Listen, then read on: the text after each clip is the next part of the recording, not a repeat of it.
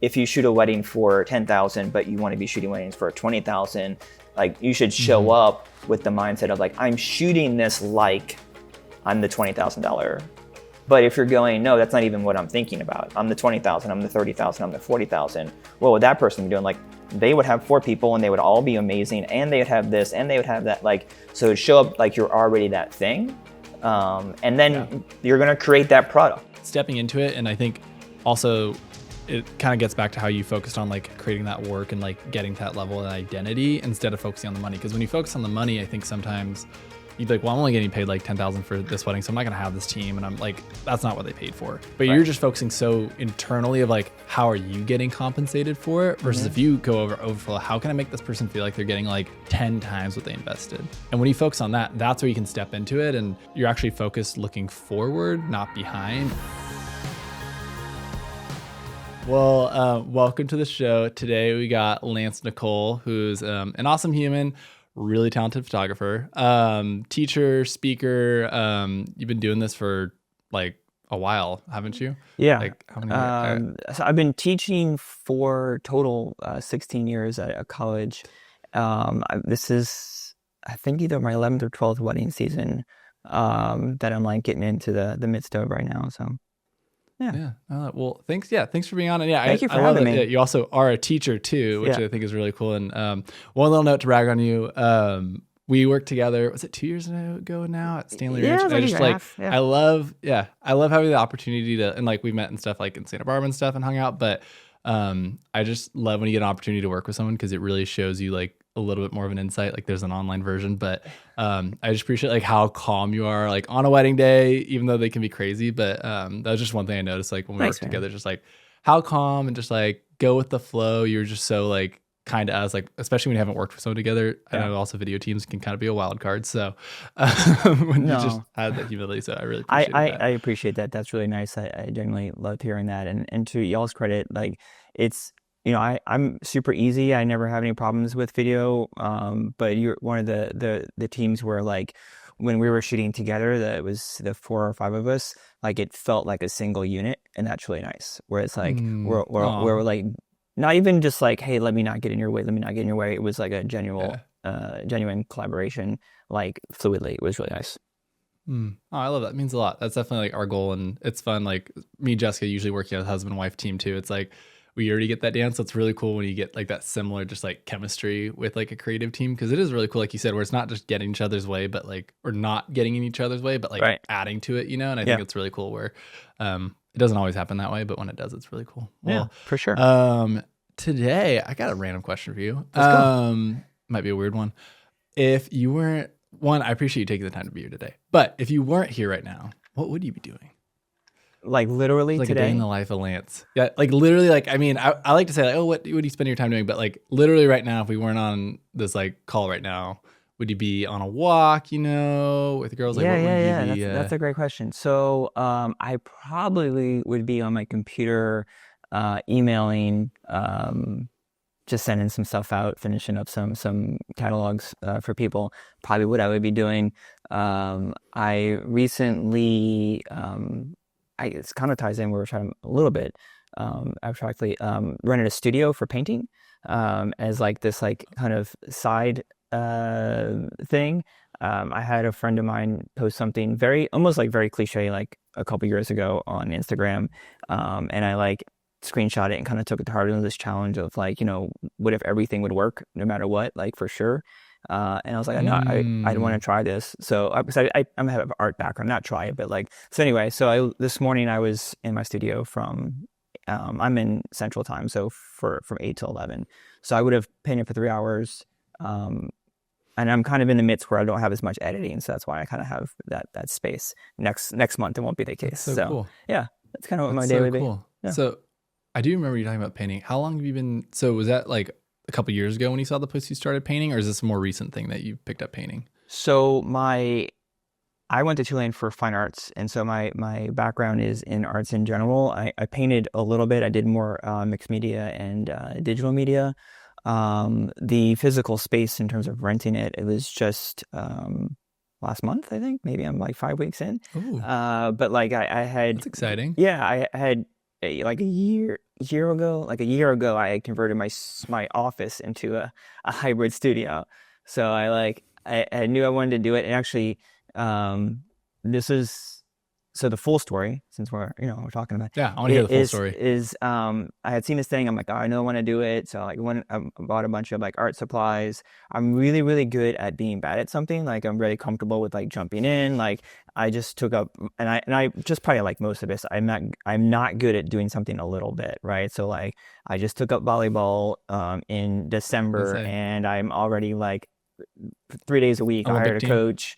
Like, yeah, I'm in 2 leagues. Like it's terrible. Like I can't, and I'm not good at it I at love all. it. But I enjoy it. So I'm really good at being bad at something and taking something up, and like I know I'm going to be bad at this for a long time, but I'll be eventually be good at it.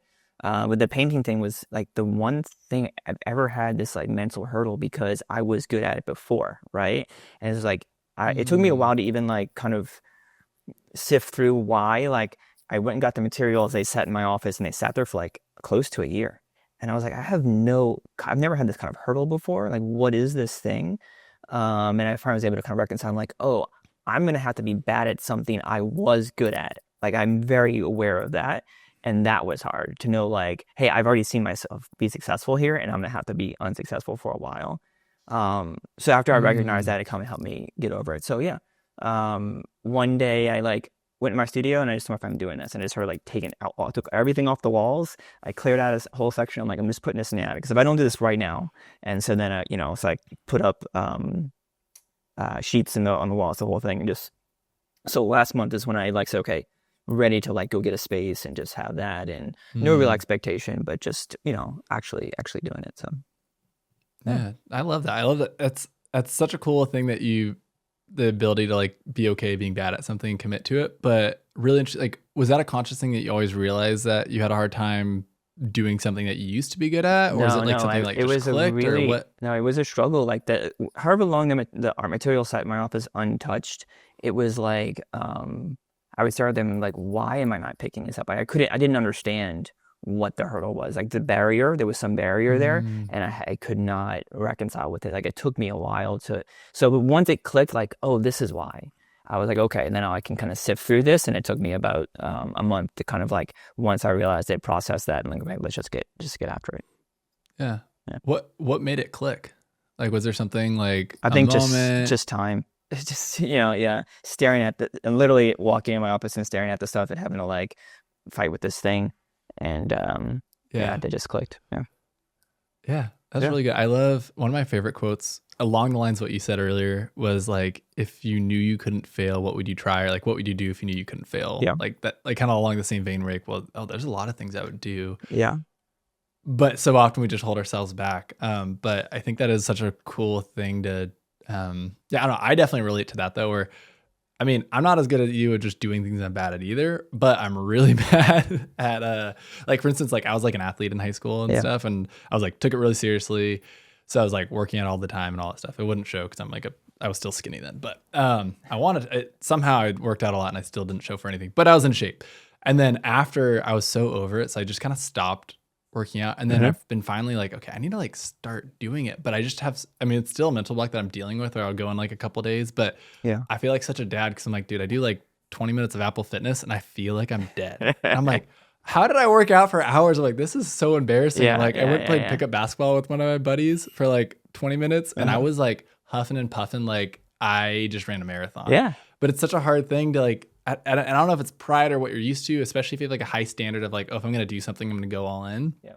So it's just such a hard like mental block, especially if it's something that you used to be good at. Yeah. Yeah. And now you're like, okay, like, yeah, I don't know. It's like, it is a weird thing of like, is it like the standard or like maybe a lack of patience too, where it takes patience to get through something Yeah.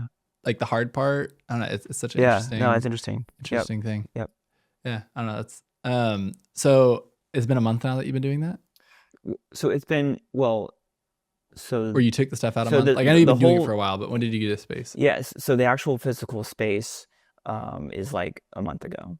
So this is like a 2 year process, like a year of Okay. avoiding it, right? And then I actually was painting in my office in my here, and then last month is Hmm. where I got the physical space, separated it. What was the hardest part of that all? Was it once you finally like, all right, I'm gonna do it, and Just like, starting. did it end up being harder than you thought, or was it like, That was exactly what I thought. Like, because I was already yeah, ahead and like, this is gonna be hard. I'm gonna be back. Not, it's not because it's art, so it's not that it's hard. It's just gonna be like what I think's gonna happen is not gonna happen, and it's gonna be frustrating, and that's mm, okay.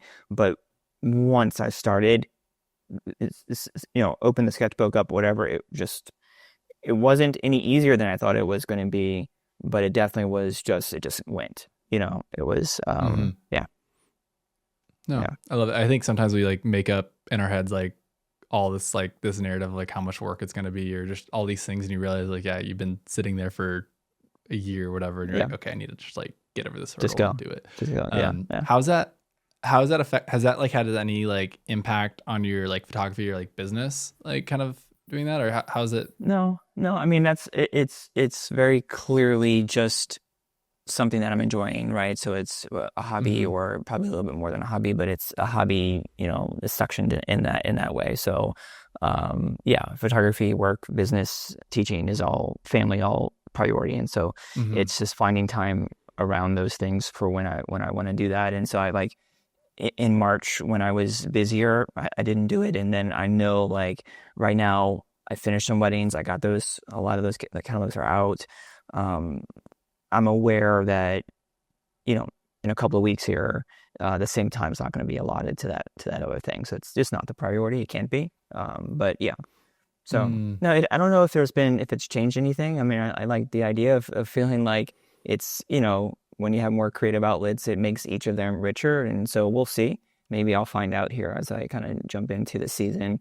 Um, I think that there's always like when I'm shooting weddings, there's like this nice balance of too much space and not enough space, So it's like, mm, is the like if I have like when I came back from COVID and I hadn't shot for like 8 or 10 months or something like that for at one period of time, the first wedding back was like a lot of fun, but it was kind of shaky, and it kind of works with my approach. I could see if someone was like very kind of um austere in their approach, where then maybe I wouldn't, but like I kind of embrace the shakiness. But I remember like, oh, I can feel like it's not perfect, but it's fine. Like it was cool and fun. mm, But then the one, 2 weeks after that, I'm like, oh, this is really good. And then the one 2 weeks after, I'm like, oh, this is even better. So it was like, but then if you run through a bunch, we just kind of try to like if three in the same month, like if I'm leaving and I feel a little bit tired, I'm like, okay, when I get there, I gotta like plug in hard because I want to give this everything. Like I want to be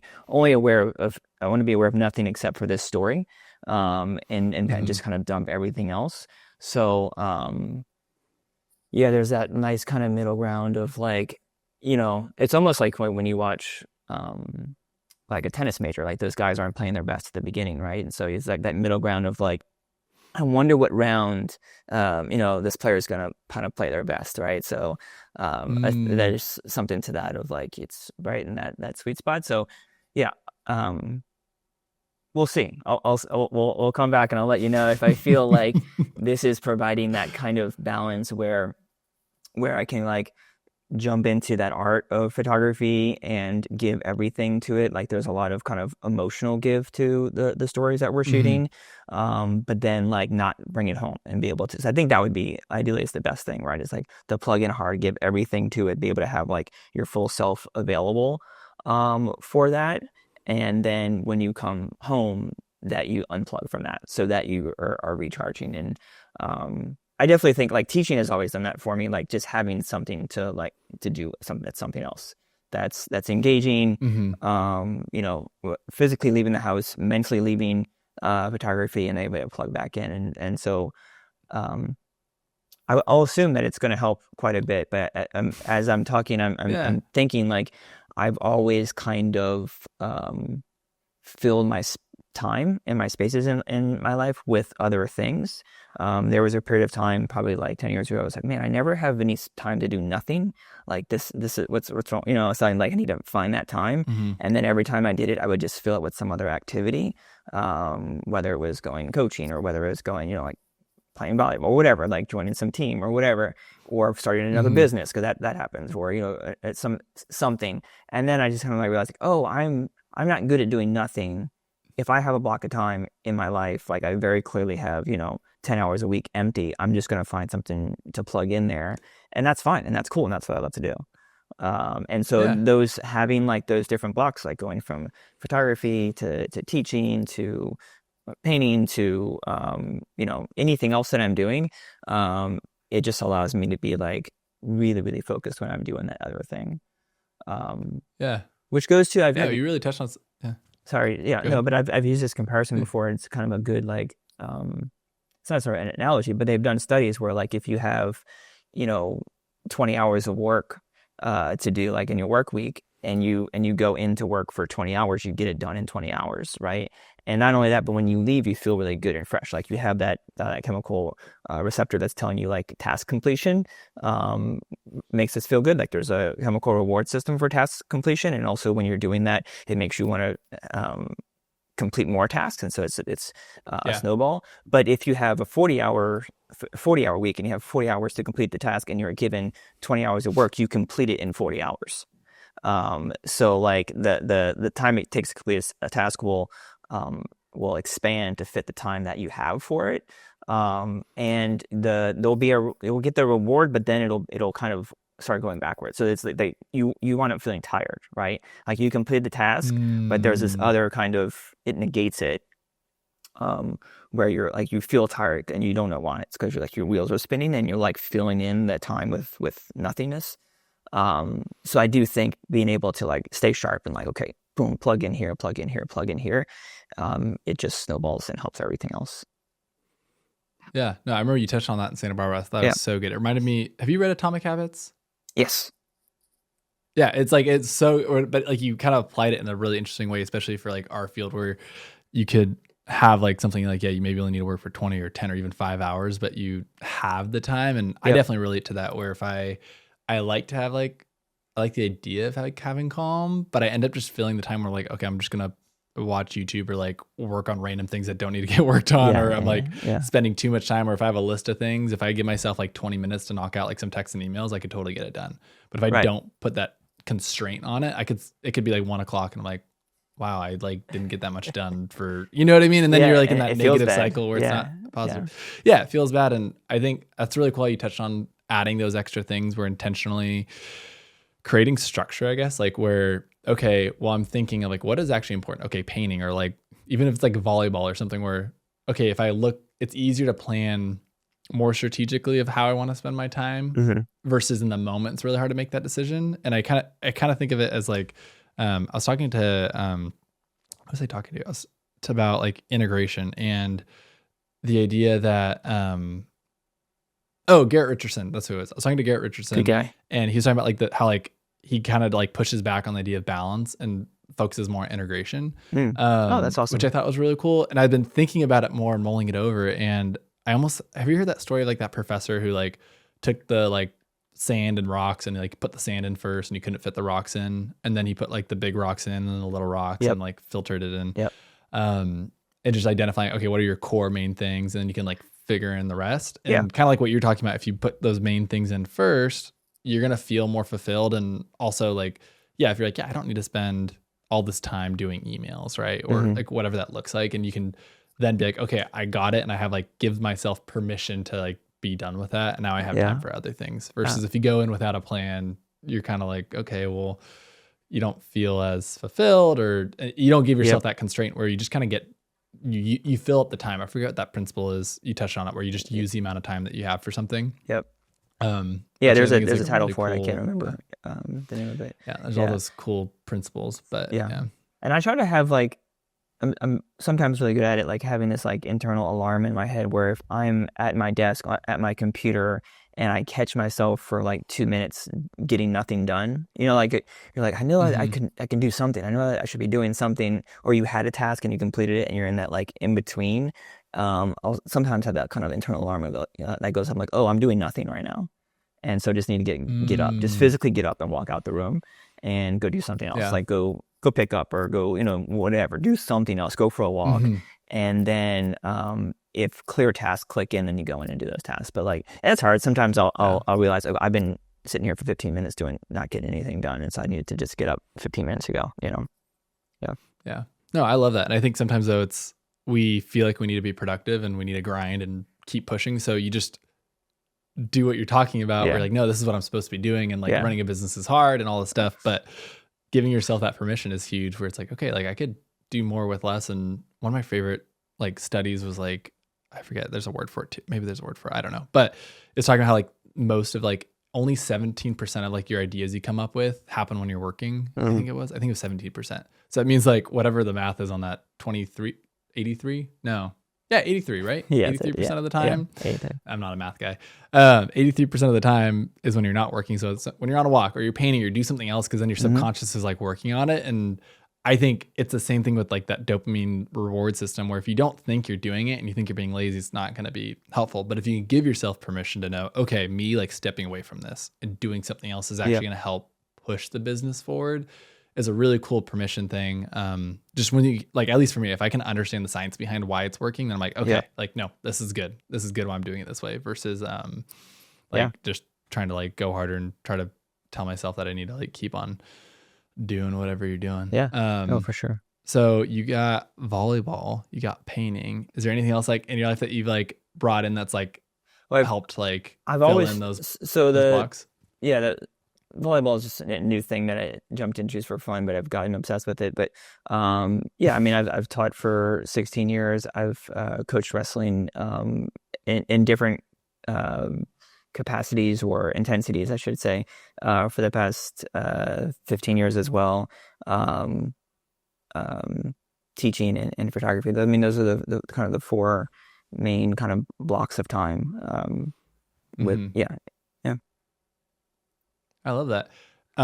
With like you were talking about, I want to shift gears a little bit. We're not actually, it's more of along what we're saying, but maybe a little bit different. Like, was there a point that you had like what was the smallest, and this may be more of like a practical thing you changed in your business, but like something you look back, it might have been like this past year or a couple years ago that was like maybe like the smallest shift you made that had the biggest impact? Smallest shift that had the biggest impact. Um, hmm. Small shifts. I mean, I think there's lots of small shifts, and I think like there's like, I mean, I can kind of take this from like two different sides. There's like the art approach, and having like Mm-hmm. little shifts in that kind of like, and there's been multiple. There's not one. There's like so many of these like little tiny acts of like permission or just like finding yourself as an artist where that, but they're very like it's the same. Like they're very like, oh, this was a line in the sand where I decided to take a chance and move that line, 5%, and then do it again and do it again. Um, and then there's also like the business side of like, if this is my 11th or 12th season, the first four seasons that I shot, I was doing 30, 35 weddings. And now I'm doing like, eight is like my, 8 to 10 is my target. I'm doing 12 this year. That's great. Like I'll never do more than 12. And if I hit 8 or 9, I feel really good, So like there's been those shifts too, where that wasn't, and it can't be going from, shooting 38 weddings one year. Like I think year two, I shot 38 weddings, to shooting like That's nine crazy. weddings. Like you can, but for me, it didn't happen where it's like one year. So we can tackle both sides of that. I don't know which way you prefer to go in terms of the art Let's side go. or the Let's go. business. Let's go business. Yeah, Well, let's business. go. We go business Yeah, because let's that's the go. one you were just talking about. Yeah. So I think one of like the biggest, I did, 35, 38, 35, and that was starting off and like shooting local weddings and like not really knowing Mm-hmm. what the industry looked like, and um always kind of in the beginning using like my kind of competitive nature to like set targets for myself, like who's the best in, my zip code, and then just like eventually lifting my head up out of the sand, like, oh, there's more than like the zip code or the state or the region. Like Mm-hmm. I can aspire to the market as a whole. And so that shift of like, okay, how do I kind of fit in there? Which also goes in, trying to fit in. I think that's what most people do. Like we have to kind of fit into the industry before we can. Not everyone has that kind of path or burden. Like some people have that thing of like, hey, I'm just going to do me from day one. But I think most Yeah. people, it's like, hey, let me fit into this thing, and then they realize, oh, hey, I can fit out. Mm-hmm. And so that's a normal progression. But in that, there was the okay, well, I can't do the thing that I'm aspiring to now and do like these numbers don't make sense, even if I don't Mm-hmm. care about how much money I'm making. Because initially, price changes for me were not, I want to make more profit. Initially, for quite a while, and I say for 80%, 90% of my career, it's been, I want to shoot these weddings. And so what does the price have to be to shoot the Mm, weddings? And I know that's like not yeah. what business advice anyone would ever give, but I was always just very focused on the work. I was like, okay, I want to be in this room shooting this wedding, shooting for these types of clients. What does the number have to be to just get me there? And so like it has to Mm, be higher, it has to be higher, it has to be higher. Like obviously it's nice to make more money, but that was not why I was making those decisions. And so as those numbers shift, then the volume shifts, right? Like the math equation, hopefully as you go up and you're going less events, more cost, more dollars, the overall number increases. Um, mm-hmm. and that's something, another tangent, when I've done coaching calls with people, I've looked at businesses and say, hey, you have a team and you're doing 60 weddings at this number. If you want to do this other thing, you're going to make less money. So let's just make sure we're actually being practical Mm-hmm. about why we're doing something. But yeah, so the volume went down. So we're going into like 25 weddings, 20 weddings. And I kind of sat at that like 18 to 20 mark and kind of feel like that was what it was supposed to be. Um, Mm-hmm. Even with trying to like still get into the rooms that I wanted to get into.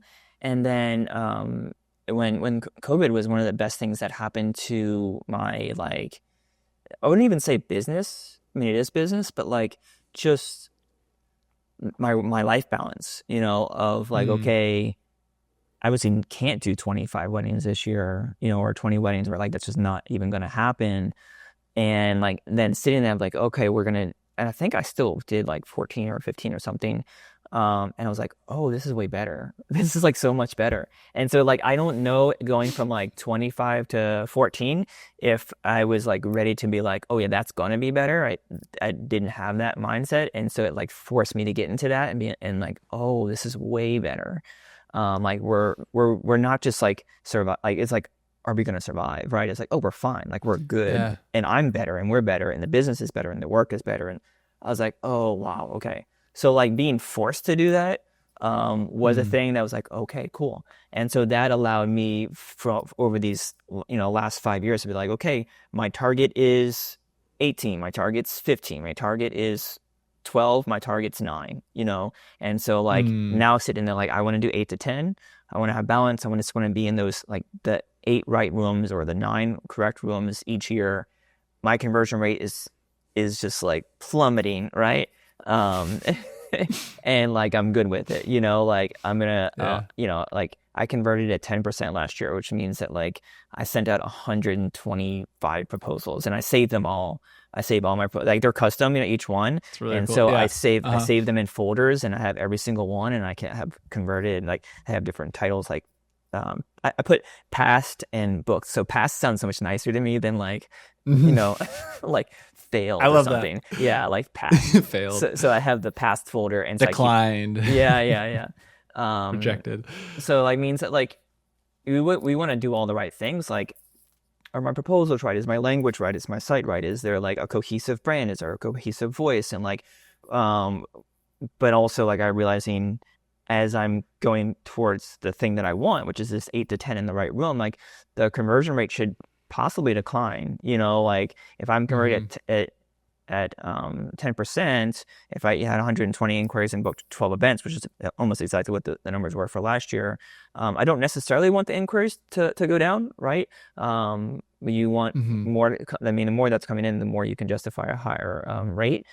Um, but instead of booking 12, I could book 8, and that'd be nice, just at a slightly higher number. So, and there's a much more evolved math equation. I'm not just like Hmm. throwing darts in the air as I might have been in the past. Like, but yeah, like look, how does the number affect the conversion rate or whatever? So it's funny to be like, Yeah, okay, the totally. goal is to convert less, right? The goal is to convert at 8% or something. So yeah. I mean, that's when you get statistics or whatever, where it's like you could pull out these numbers that sound good or sound bad, but Right. reality, it's like, well, if you have a lower conversion rate, that also means that you're getting more people. It's like top Yeah. colleges have like a really low acceptance rate, so Yeah. it's like, oh, like you could also view it as like, oh, Lance's acceptance rate is only at, and you're like, oh, you know, it's like an Yep. interesting, because Yeah. if they all said, there's no way that you could have had them all say yes, because you're not going to shoot 100 weddings. Like that would have been Right. crazy. Right. So, Yeah. um, I Yeah. want to ask a little bit more, like hear more about, because you touched on something really cool where you're like, oh, like I was pricing myself to be able to shoot like this caliber of event or this work with these type of clients, not for the profit. And you're like, oh, Mhm. I don't know if that's the best business advice. I would push back and say I think that's actually like the best business advice, because like I'm a big believer on like when you're focused on, if you're just focused on like the revenue portion Mhm. of it, it's like chasing this like shadow that you're never going to get, right? Yeah. Yeah. Versus when you're focused on something tangible, like it's the byproduct of, like it's like looking in the rearview mirror, and it's like, okay, like by focusing on that value and like helping clients get from point A to point B, then it's like, and because now you're focusing on the destination where you can take them, and if you can take them farther to something that means Yeah. more to them, that's just worth more money, right? Yeah. So, Yeah. or more of the resource. So what, and I think sometimes when we get started, we're not like as conscious of that. So was there something in you, like what was your driving force behind wanting to like elevate and work with those weddings or those Yeah. type of clients? I mean, I think it's always been just I want to do great work. I get more out of feeling like, look, I can do this thing, then I can make this money, right? Mm-hmm. And so like when I've booked a big job or a job that's like an up leveling type of like, hey, this is a little bit more than where I should be sort of thing. I've it's always been secondary, like, oh, that's a nice check. But I've never had this immediate feeling of like, yes, I'm going to make this much money. Like, I've never had that feeling. Mm-hmm. It's always like, yes, I'm going to go. Like, I've always wanted to shoot here. I'm going to be able to shoot this event. I'm going to be able to, or I'm going to be able to go into this space and show that I can like kick ass in this space. Like, it's been like, let's go. I want to go make this work. I want the Yeah. opportunity to create that caliber of product. Um, and so I've just never gotten excited about, initially, like the first thought has never been about a check. Mm-hmm. And I think like that goes, you mentioned being an athlete, and, I competed in high school and college, and like, so that's like the thing of like, I was very aware, maybe not in high school, but like in college and afterwards and like coaching, like one of my biggest motivations was in the past, and to the extent of like, doing 5-a-days for months at a time is, I just want to fit in that group. Like I want to be like, you see, like I would have, and I'm not even in the like, and this is not modesty, not even in the sniff of the conversation, but I would have Olympic athletes coming and work training in our training center, and just like, oh, that's cool. It's like, it's not even that I want to win those matches or I want to get that gold medal or whatever it is. I just want to be one of those. I want to be one of the guys, like, and so like, that's like, I'll put the work in because that feels good. Like, it feels good to create that work to be like, oh, I fit in with that. Like, the work is at that par or whatever it is. I heard, so this tie into art, Jack Whitten has a big expose in, or a big thing in MoMA right now. And one of my favorite like interviews, I heard him talking, he's like one generation after like, de Kooning and like that group of Klein and all those guys. And so like they were his idols.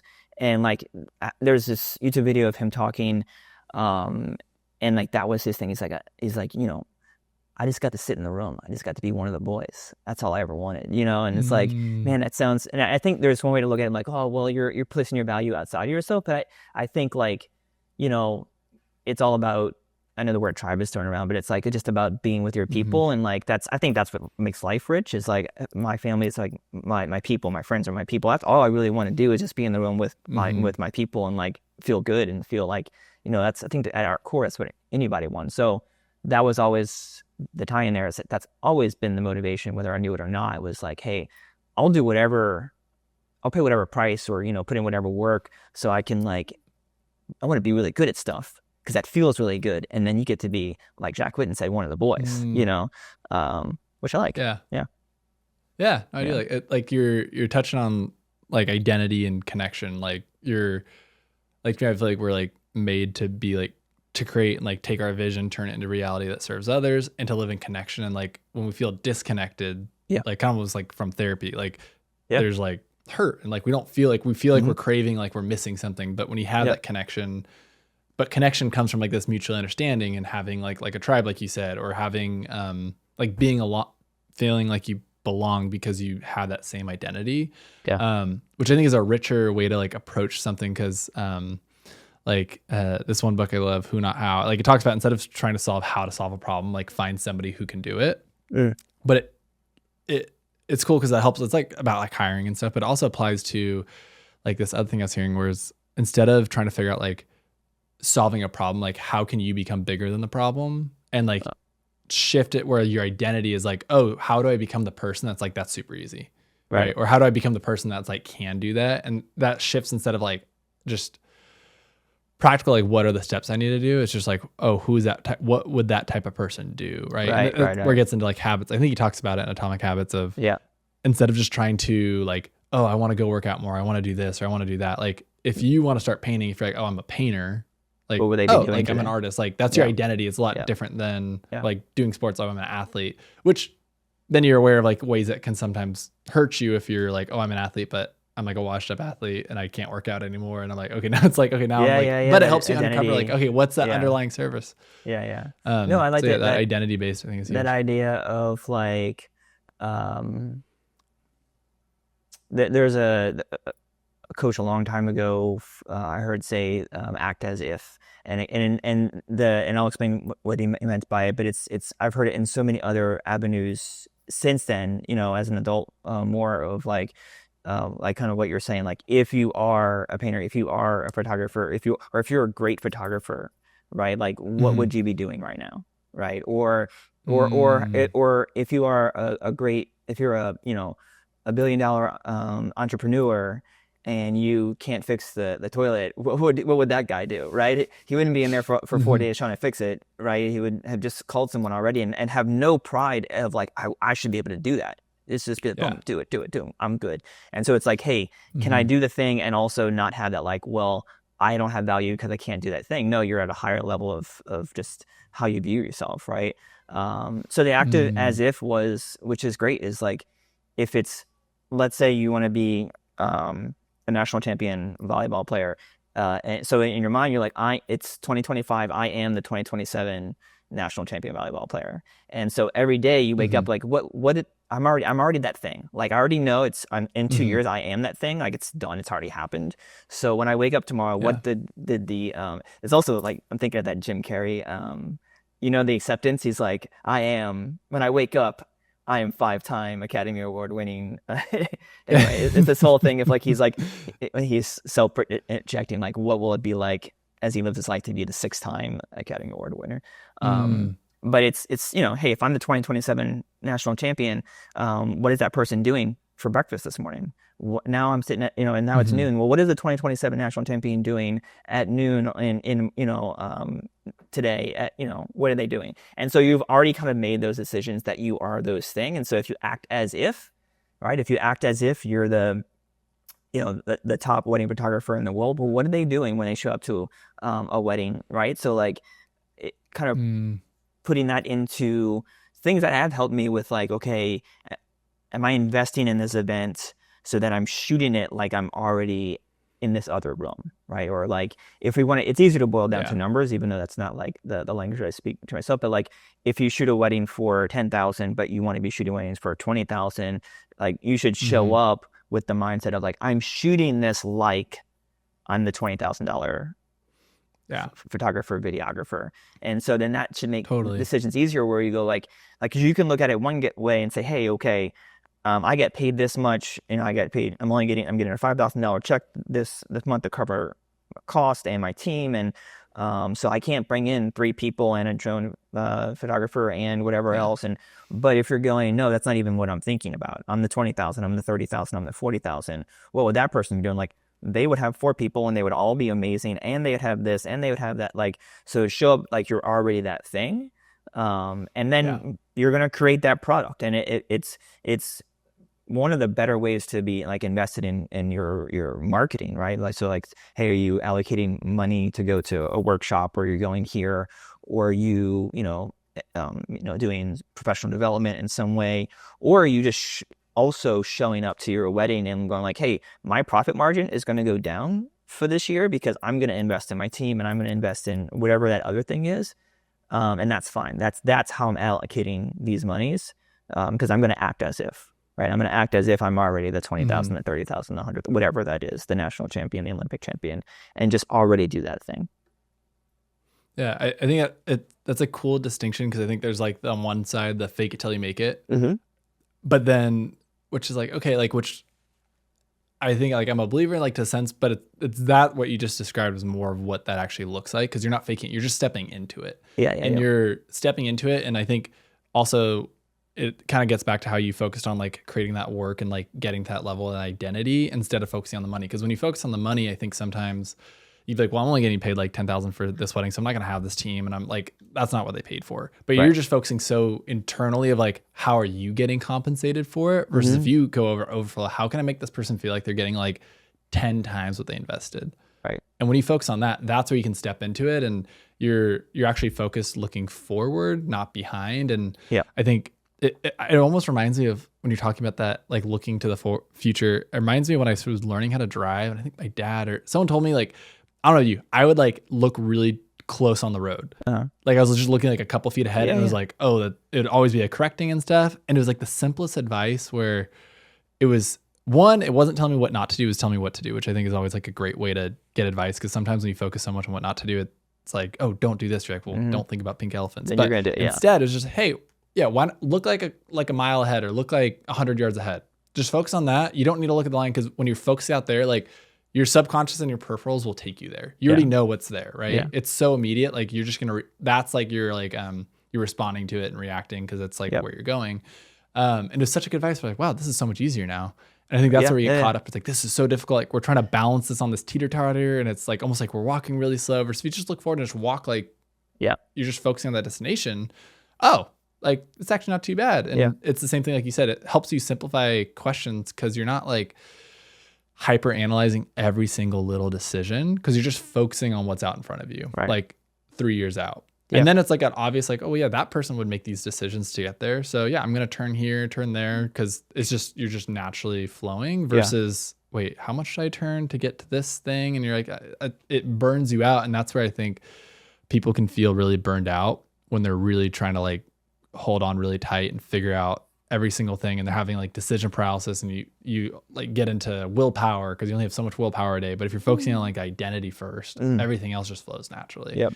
Yeah. But it's so hard when you want to change, and if it's already hard, you assume the only way to get further is to like try harder. Yeah.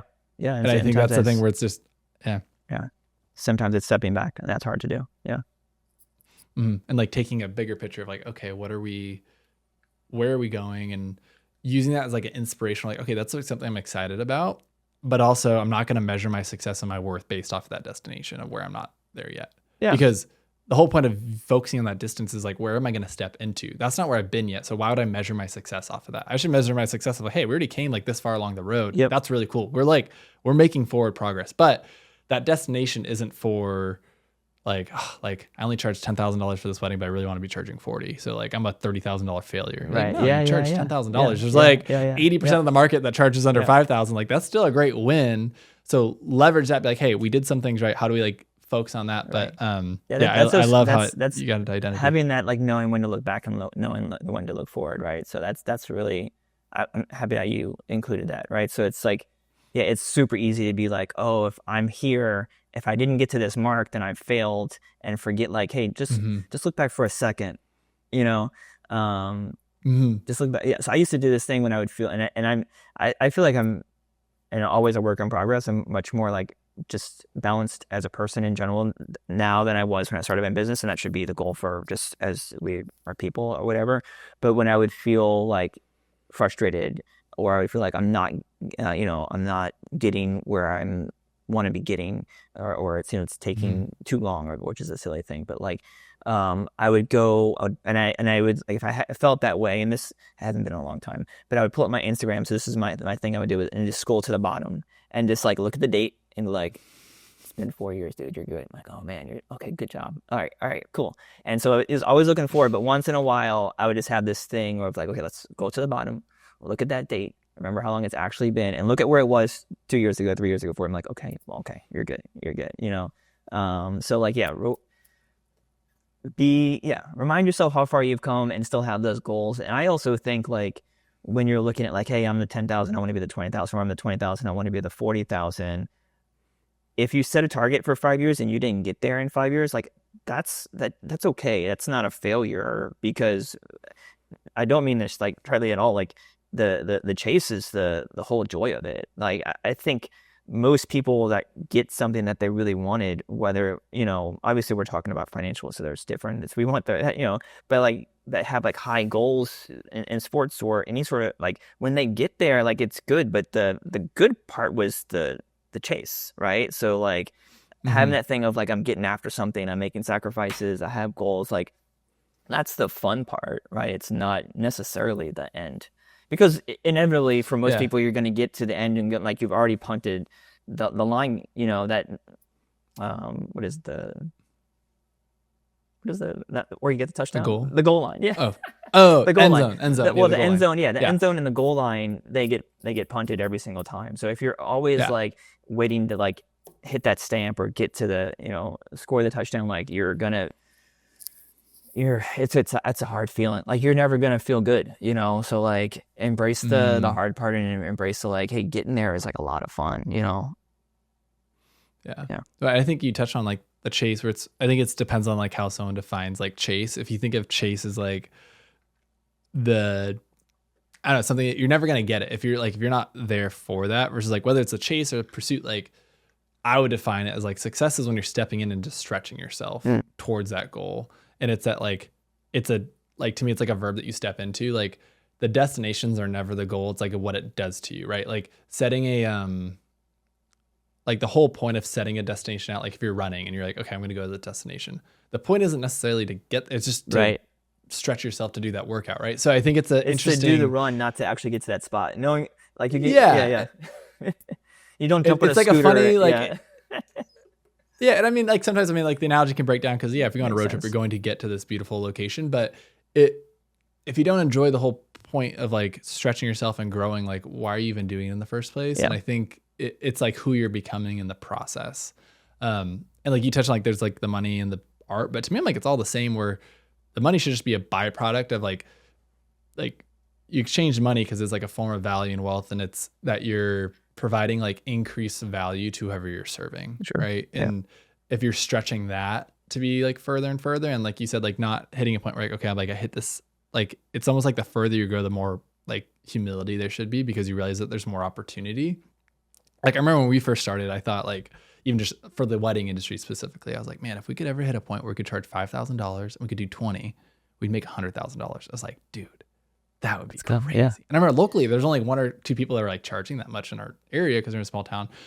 And then I remember like, it was actually, I like think our second year where we suddenly like, we actually weren't even focused that much on that money, that we were just like, how do we get into those rooms? And then suddenly it was a byproduct within like the second year we broke that. And I was like, wait. And then we started shooting with photographers. I was like, you charge $8,000. Like what? And then I was like, wait, you're charging 15. It was just like, my mind was like blown, but it was almost like looking at a ladder. And when you're at the bottom, all the rungs kind of look the same. Sure. But as you get up there, you start realizing, whoa, there's like a lot of like different levels to this. Like if you have no money, a millionaire and a billionaire looks the same, right? But if as you grow, you're like, okay, like there is a difference, but also there's a difference to how they serve, right? And how you show up. And I think, where's I going with that? But just the idea of like it is kind of the same, like the art and like the money side. And I think when you're able to help support the business to help you free up to be creative, like they're also complementary. Like as you also make good business decisions, it gives you the flexibility to be like a good artist. And even that could be like bringing in support, or if you're not a great business person and you're a great artist, like you could bring somebody in to help you run the business. If like, as you focus more on your craft and what you're really good at, For sure. you just can provide more value in that area. And if you can keep on focusing on that, you're going to provide exponentially more value because you don't have to deal with like the rest of it. So yeah, I think that is a really cool, thing. Just, focusing on like that business side where you're not trying to just get to that next point, like that next mountaintop. Like for me, I'm like, I realize there's so much more opportunity now than when we started. Like to me, I'm like, it's not that I'm measuring my success like, oh, I'm a failure because we're not having a multi-million-dollar business. But to me, oh, did I freeze? Oh no, it's just my bad. But it's like, oh, I just know there's more possible. So if I can serve people at a higher level, it's not that I necessarily want like the more money. Sure, like it's great to be generous and do those other things, but it's a like ability, realizing that like money is to provide value in others. And if I'm providing more value to them than what they're giving me, obviously I want to keep on doing that. Right. Right. And I want to Yeah. keep on pushing forward. Just like an athlete, like you don't just like, I hit this and you're like a high school athlete and you didn't even know there's like college or professional Yep. sports. Right. And you're Right. just like, I'm going to stop. Like, no, like you keep on pushing. Even if you're Michael Jordan, like you keep on going because you love the game and you love what you're doing. And it's not to like what's fulfilling you, driving you is like growing, not like the destination, Yep. you know? And I think Yep. that's where some people like hit success. Yeah. Like, oh, you're not satisfied yet. And you're like, well, no, I'm holding myself to a higher standard of growth, not the destination. Yeah. You know? Yeah. Yeah. The growth is the thing. That's the fun. That's the fun part. Yeah. Which, are there ways that you see yourself like this year stretching yourself? Yeah. I mean, I think that I know there's that, I mean, people use that rule kind of like 18-month rule, and there's different like cliches of like when you do certain work, it's going to take a year or more before people even really see the work, and then before it kind of, but feel like last year, the work that we created, me and my team as a collective, was the best that we've ever created, and I'm looking forward to continuing to push that. So like having that, not that it was like this, say, realization, like I didn't know that already, but just like seeing like, hey, things have gone well. Like I feel really good about the work I've been able to create, but have like walk into last season and go like this, like we pushed and it got tighter and it got better, and like this is the best work that we've ever put out. And I think that I'm just looking forward to like those opportunities again to like, hey, it's just gonna be tighter than it was last year, you know, like so yeah, just looking forward to like what that product's gonna be like having that product out there, having that exist, those images will start to be seen, and then having the chance to just go out and do it again. And not know like we have to top ourselves, but just like, hey, it's so cool that I had the opportunity to like have like clearly have done the best work that I did ever, and like I can do that again. And there's no like cap on that. There's no pressure either, you know. So yeah, I think just looking forward to the events and what our team can do. I love it. Are you cool talking about like your team for a little bit? Like I think as an artist, like we start off solo, but like how you like lean on your team and what that looks like. Cause Yeah. I think sometimes when we start out, you know, like a solo artist, and also art is a very unique thing. It's different than like traditional maybe business that people think of like I have a store and I bring employees, and it's like art has passion, right? And it's so personal. So how you incorporate a team, like what does that look like today and maybe moving forward? Yeah, I mean, I've had mindset shifts over the last few years that I think have been critical to, I mean, a giant portion of why last year was so good and why I think this year is going to be so good is that I would have the mindset of like, yeah, I have my team there. I have my second shooter, assistant, third shooter, whatever it might be. But like, I have to get my images in a sense of like, whatever is shot, whatever is shown, like, even if you got it, I have to get it too. Because like, I don't know, like mine's just going to be better, you know, or whatever, like in it, which is wrong. It's just not the case at all. Or that like, I would never show an image that I didn't hit the shutter on, right? Because if I didn't click it, then it's not. And this is where the shift comes, because it isn't necessarily my photo, and that would be the mindset of like, hey, I'm not going to show anything that isn't my photo because I didn't do it. And then like having a shift, like, okay, well, actually, Lance isn't being hired to shoot the weddings. Lance Nicoll Wedding Photography is being hired to shoot the weddings.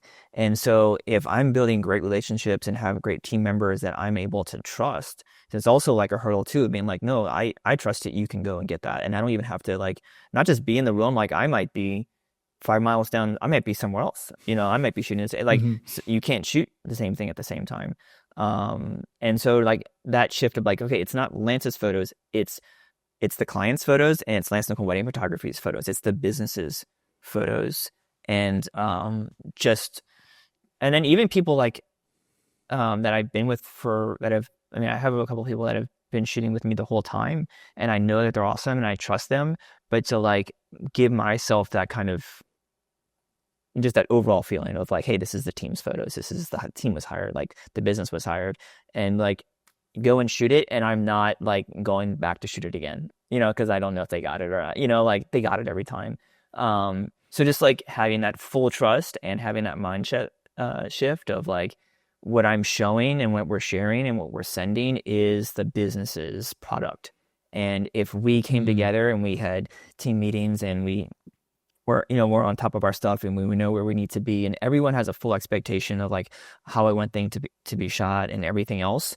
Um, if we create some amazing, like I should be really proud that like the team showed up and kicked ass that day, you mm, know? yeah. And so it's been a big shift over, I think like the last like 2 years of like, you guys are awesome. Like I'm going to be doing this, you're going to be doing that. I'm not going to go shoot it over your back. Like I'm not going to like go back into the space and redo it. I'm not going to feel like I need to like, shoot this for 2 minutes and then run over and shoot this for 2 minutes because I don't think you're gonna get it right. Like, and investing in your team and like having really good people on your team, and letting them know that that they're awesome too. Is important. Hmm. So yeah, Yeah, no, I love that. And I think, yeah, what you said is like giving permission to like know that it's like they're hiring your standard and like your art, and you can do that as a team. There's a few things. First, because there's the last thing you said, like, what are ways that you've like been able to like find to like encourage and like grow your team and confidence, and like, are there ways that you've learned that are like effective or ineffective that yeah, helped like build that morale or standard? yeah. I mean, I think I've always like, excuse me, I've always kind of had the mindset of like, if I'm hiring somebody, I'm not. So this isn't a new thing, but like people would shoot me for me either for a second time and they would say like, what lens do you want me to use and how do you want me to shoot this and where do you want me like it's one thing to be like, Hmm. hey, we're in the ceremony space, where do you want me to stand, but do you want this on a 24, do you want this, what lens, like, and I would Hmm. just be like, hey, I hired you because you're awesome, like you don't have to shoot it like, because they would, it's this idea of like they're trying to in a Mm, really well-intended way serve yeah. my client to shoot it the way I would shoot it. And I never felt like I wanted someone to shoot it how I would shoot it, or like, I use this lens, I use this camera, and you need to do it like this. Like, you're awesome. Just go and just go and shoot it. Now, it doesn't mean that like when we're shooting whatever, then I'm like, I'm gonna get this angle, and you're gonna get this angle, and where we're gonna be, and I'm gonna cover this, and whatever. But just letting them do their thing, like bring in good people, pay them, like invest in your team. Don't try to get the whoever's gonna do it for less, like who can I scrape by Hmm. for $40 an hour? Like get great people. And like that's where you should be investing in. Like when you're looking at like, again, going back to the marketing dollar budget, like maybe skip whatever conference and just like hire the best people that get your client and get you, that are like a value add from a photography, videography standpoint, but also a value add as a person, right? Because that's a part of it too. Like Yeah. what they're giving you, what they're giving your client, like do they understand how to be in the room? But also like, are they making you feel good and like allowing you to show up for your buzz? Like there's so many components to it, but it's just like Oh, so having many the layers. right Yeah. people. But I think it's like, yeah, if they're awesome, you should tell them that they're awesome. Like if they kick ass, like I regularly, well, I don't know how regular it is, but I do. Like, if I come across a great photo, I'll screenshot it and I'll send it to that shooter. I'm like, dude, you are amazing. Like you kicked ass. Look at this. Like, how'd you do that? Like, this is awesome. And like I would want them to have permission to go off and do cool stuff, and so, Yeah. and I'll communicate like, hey, I'm gonna shoot this. I'm gonna swing for the fences. I don't even know if I'm gonna get a photo out of this thing. Like, get my back, or I'll say, hey, you try to mess it up, right? You go crazy, and we're gonna be over here, Hmm. or whatever it is. Um, so just giving them some ownership, just letting them know that you value them and that you know that they're awesome. I think is a good thing. Yeah, I love that. I think that was actually what I was going to segue into, is like how having that trust on the team has let you maybe like push your creativity further and take risks and not feel like you have to like play it safe as much, and how that can actually like elevate your work. Yeah. I Is mean, like I've a really always wanted cool. to Yeah. avoid the punch list. Like shot lists Hmm. are great, but that's not. If you give me a 50 item shot list, I'll go and shoot 50 items, and I won't shoot your wedding. Like like I'll shoot the list, but Yeah. not the event. And so, having great people allows you to just shoot what you want to shoot when you like, just kind of feel your way through the day and not worry about any of the other stuff. Like not worry about the punch Yeah. items. Yeah, Like be an artist and yeah, actually push. Yeah. It reminded me, I was talking with John Dolan 2 days ago on the podcast, and it was similar to what he's talking about in Santa Barbara, of like, when you play it safe, like what you're losing, right? And like you just said, if I'm going to shoot the punch list, like I'm not going to shoot your wedding. Like, right, yeah, how do you take those risks? And we were actually comparing to like football. Like when someone's in the flow, like in a game, like you're taking risks every play to like hit big passes or do like Yeah. if you just play it safe, you're gonna just start falling back, and you can't, and you're just gonna be like either mediocre at best or declining. Versus if you can push yourself and like continue to stretch, that's where you grow. And I think be able to leverage a team like you said, where one investing in really good people, which are both their work but also personality, because one, you want to make sure they show up well, because a lot of times like they're in rooms without you and you want to make sure that they represent your brand well, because everyone has different personalities, different Yeah. approaches, and you want to make sure it like kind of aligns with you. And two, when they make you feel good, you're also going to be calmer to go be creative, Yeah. and then it lets you go and push yourself. And like you said, like this past year, like having like experience like a year where you're just like, wow, like we're like getting like locked in and like really like excited about your work. And also like how that affects like when you come out of a year that you're like really psyched, like how's that affect your work going into it, like your excitement level and like how you kind of push creativity wise. Yeah. I mean, it just fuels it. I think it gives you like, for me, a calm and a sense of peace, and just knowing that like I can continue to push, and that the chances and risks that I take, like the small ones, large ones, whatever, that they're the right ones, you know. So it's affirming in a sense. And then also kind of going back to something we were saying is that when you're trusting your team and you know that they're gonna kill it wherever they are, you know, it allows me to do things like, hey, I'm gonna stand here and wait for something to happen because I have a feeling, right? Like Mm. dad's standing outside the church and I can see the other dad over there, and I know, and like, so it's like I know these three things are all 30 feet away from one another and they might not intersect, but they might, and it might be awesome. So like I could either be in this mindset of like, you know, the groom's over here with their mom down the road, and I need, okay, nothing's here. If it's not happening, then I have to go sprint down here and get this because they're gonna mess this up, and I'm gonna, and so you go, and I've been there where I'm like, I get run here and get this and run here and get this, and I'm like, I can visualize like running towards something and looking back like I think something cool is gonna happen over there. Oh well, where like now it's like, okay, there is a 30% chance that something epic's going to happen, and I'm just going to sit here for 4 or 5 minutes, which feels like a lifetime on a wedding day, right? I'm going to sit here for 5 minutes and like see if maybe something happens while I know something that's happening over there, but my team's there and I've got it. I don't know. I Mm-hmm. don't need to go double shoot it. And then 30, 40, 50% of the time, that cool thing happens and you got the shot and you get the thing that, no one else would have gotten, or that means more to anybody than anything else. Yeah. Yeah.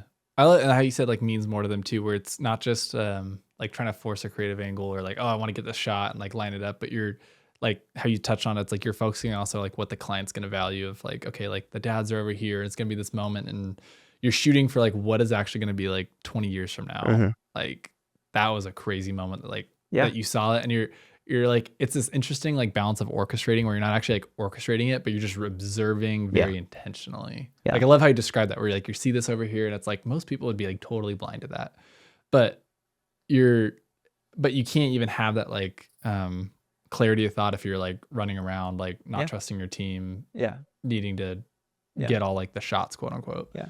And then Um, the like secondary or tertiary aspect of that too is that like the client's perspective of you, like the product that you, because there's also the other thing that like I think is important for your clients is they've brought you around their friends and family, right? And like everything that they've done on their wedding is an investment, and they want to feel good about it. And so like if your team shows up and like you guys look great and you're calm and you're a good presence, and when a guest approaches you, you're awesome with them, and like that, and will probably make that client feel really good. Like, because like, look, that's the thing that mhm. this is the team I brought in to be around my people. Yeah. And like, yeah, that was a good investment because they don't really know what you're like physically going to be like in that space, and the Hmm. planner and everyone else. And so if you're a tornado, like, and like, I'm getting everything, that's great. And you might create an amazing gallery, but I wonder from the other side of that, like from that other perspective, what that looks like. And the client's like, oh God, like, or their friends are Yeah. like, what's that maniac doing? Or as opposed to like, if you're just chill and smiling and having a good time, they're like, man, they got this. This is awesome. I'm so happy they're Yeah. here. Um, yeah.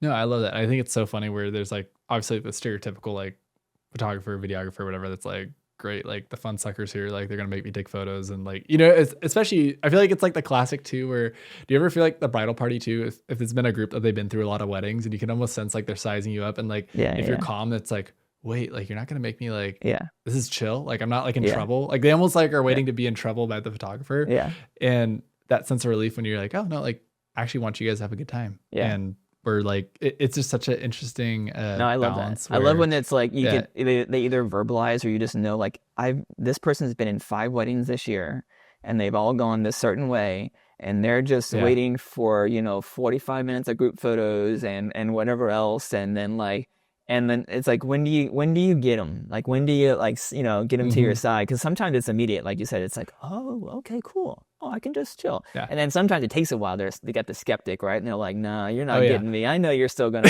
That's still, and then it takes a little while, and it might be an hour or 2 hours, and then they're like, "Oh, okay, we can just kind of live life." Hmm, Yeah, it's fun. yeah. Yeah, That's funny. You can see it on their body language too, which is yeah, really interesting. Like you can kind of tell, like it's funny. You can see that point, and then that's when the photos really get good, or like the photos because you're like, oh, like you guys are actually hanging out, and like I have yep, your trust, and it's something you can earn, and sometimes you can earn it in a short period of time, but sometimes it does take longer because you're kind of fighting against like their yep, past experiences. Which yeah, I think is just it's something that I think can be overlooked. I think most people that are established have done it. Like it's something you don't really get there without unless you're just like maybe so talented that you can kind of like skate off of that and not have to.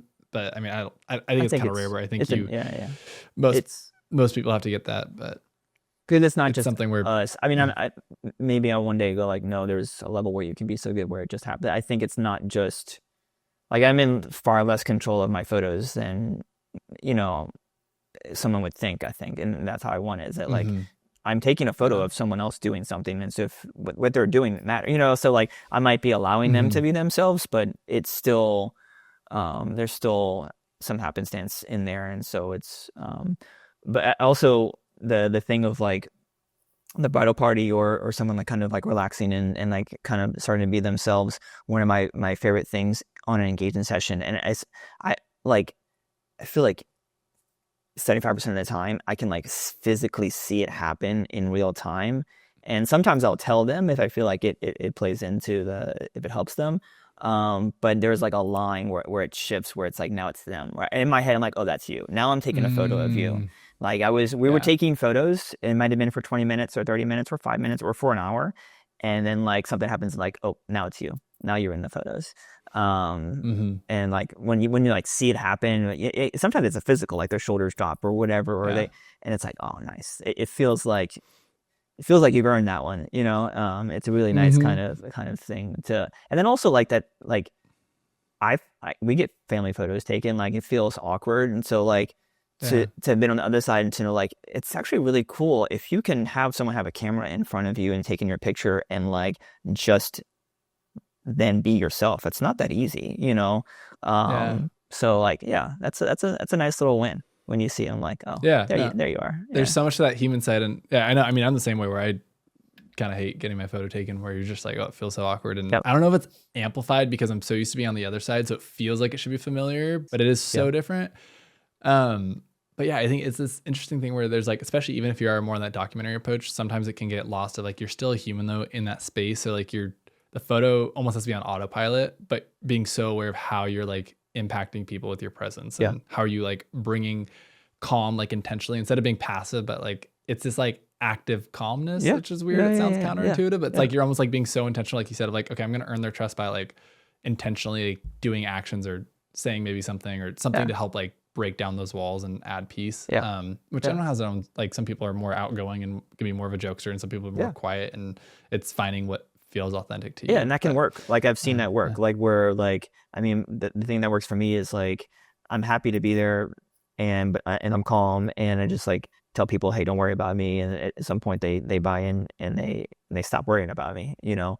But I've also seen like the bigger Hmm, personality. Like if it's genuine and it's not trite, we've probably all seen that too, where it's like okay, yeah. you're performing and it's not you, and everyone's kind of like, oh man, Yeah. like but like if it's your bigger personality and it's really genuine, like people like they embrace that and it makes them feel really good, and then Hmm, they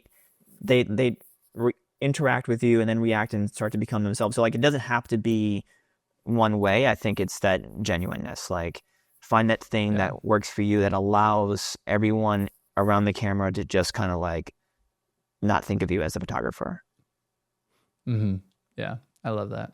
Sweet. Well, yeah. Thanks for sharing that. For what's your for you this year? I know you got education, speaking, your own stuff. What is something you're most excited about this year? And if you have anything like cool coming around the pipe, whether it's like if you're speaking at an event, or is there anything you're super excited about coming up soon? Yeah, I mean the weddings that we're shooting, I mean, all of them are awesome. I think there's like three or four like specific wins of like locations that are like make so much sense to like how I approach weddings and how I want to shoot weddings that I've wanted Mm-hmm. to shoot at for a really long time and haven't. And those are coming up. So I guess people will see, you know, as we're flying off. And Yeah. but it just yeah, there's four locations that like it's like man that makes so much sense for not even venues, just like areas like Yeah. I want to shoot there. That's like exactly what I do. And Can you share? Or they like yeah, so were there?